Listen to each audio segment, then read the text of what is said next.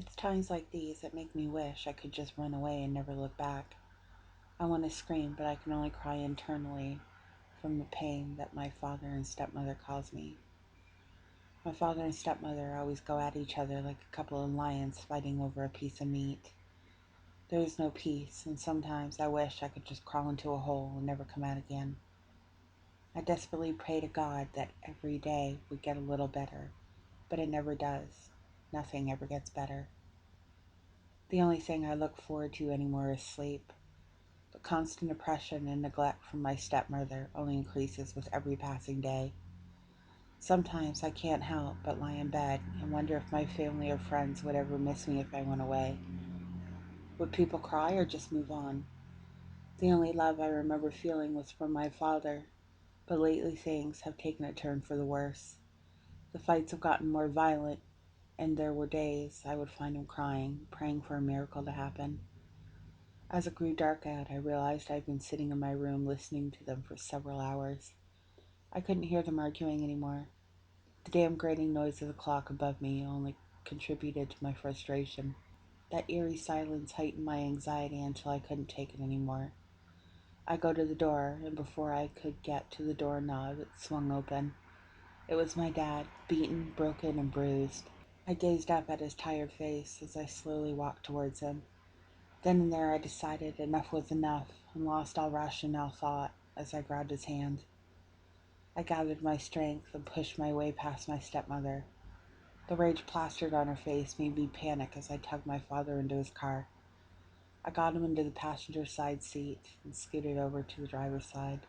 I frantically locked the doors as I looked for my father's car keys. I could hear my stepmother growl words as she cursed out my name. "Alexa!" she yelled out in a hoarse voice. My only thought was to get my father away from here as fast as I could. I panicked as I struggled to find the keys in the little light I had. A sudden loud bang on the driver's side window sent me into a state of shock as my eyes snapped back to it.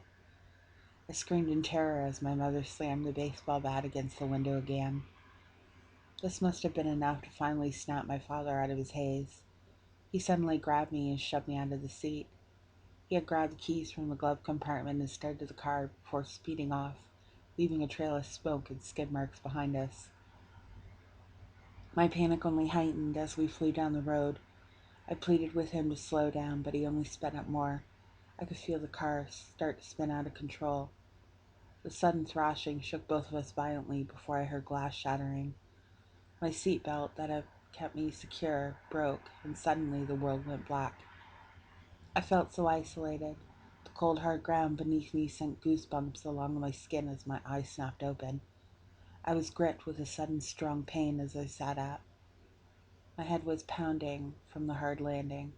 I tried to steady myself and realized that all I could hear was the hollow sound of the car alarm. There wasn't any other noise. Even the cool breeze that touched my skin was silent. I slowly brought myself to my feet as I looked around. Something was wrong. "Dad?" I called out. There was no answer. I hollered out again. Still no answer. I started to scream over and over again in my dismay, only to hear silence, to such an extent that my throat began to hurt. I had to stop before I not only lost my father, but my voice as well. I was worn out and couldn't stop rubbing my eyes. The more I did, the more light around me started to fade into darkness. I felt uneasy as I opened my eyes, and suddenly, blinded by a single spotlight, and everything around me seemed to fade away. I could hear a faint jingling sound echoing around me that was followed by laughter. I could feel my anxiety welling up again as I called out, hoping it was my father. Hello, Dad?" I waited several more minutes for a reply, but none came. It only seemed to confirm my worst fear. I felt the hairs on the back of my neck stand on end as an overwhelming presence seemed to appear behind me. I turned around quickly, and there, in colors of blue, magenta, and teal, stood a towering Jester. The Jester carried a mischievous, lazy demeanor. He looked bored and quickly took notice that I was standing there. He didn't say a word. The only sound was the faint jingling of the bell tied to the ends of his blue hair. I couldn't break my gaze away from him. His flamboyantly vibrant features brought out so much life and made him stand out that much more. The jester came close to me with a grin that I wasn't sure I could trust. I didn't understand where I came from or how I came to be in his dark oblivion. Without a word, he started to do tricks that would awe anyone, out of which made a purple balloon with a smiley face magically appear in his hand. He looked at me again with a smile as he offered it to me. I didn't take it from him. I didn't know where he had come from, much less what he was. I drew back slightly as my thoughts returned to my father. I had to find him. I didn't have time for this. I turned quickly to move away, but there he was again in front of me. He looked disappointed and shook his head as he offered me the purple balloon again. I couldn't stand the eerie silence that lingered between us. "Who are you?" I asked after gathering my courage. The jester didn't say anything, but pulled out a deck of cards. I asked him again, and this time he pulled out a card with a letter on it. It started to dance around him, and with every question he would pull out another card. I glared at the cards and spelled out the name he presented to me. "Candy Pop?" I asked. The only response he gave me was his wide grin. I didn't know why, but each time he smirked, it sent chills down my spine. I could feel something was wrong, even if I didn't know what it was. He started doing tricks again, and this time he made the purple balloon disappear. I watched as he made a blue lollipop appear, then another and another, until he held three of them. I wasn't sure what to say or do, so I only watched in silence. He took my hand and placed the lollipops in my palm, closed his hand around mine. Once again, he made that same purple balloon reappear and backed away slightly.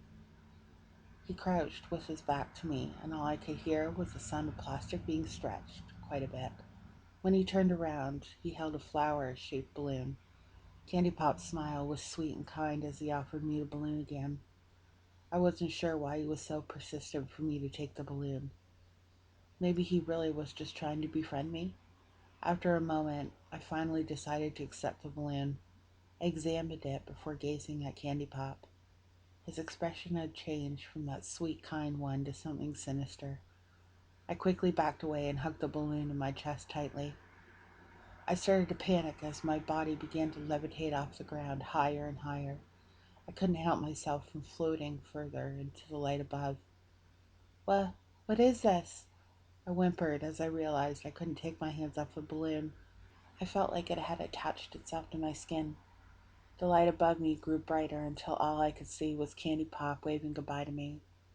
I could see his shadow now, and it sent a cold chill over me. The shadow showed devilish-looking horns and a tail. When I tried to look at his face again, it was distorted. Multiple whispers surrounded me, and I felt my head spinning. I closed my eyes tightly, wishing that whatever was happening would stop. "Alexa! Alexa! Wake up! Alexa!" I could hear my father faintly calling out to me. I felt so cold as if I had been dead. I was frightened and embraced myself so hard that I popped the balloon without realizing it. I opened my eyes slowly, and the bright light that had been overhead slowly focused into a street light.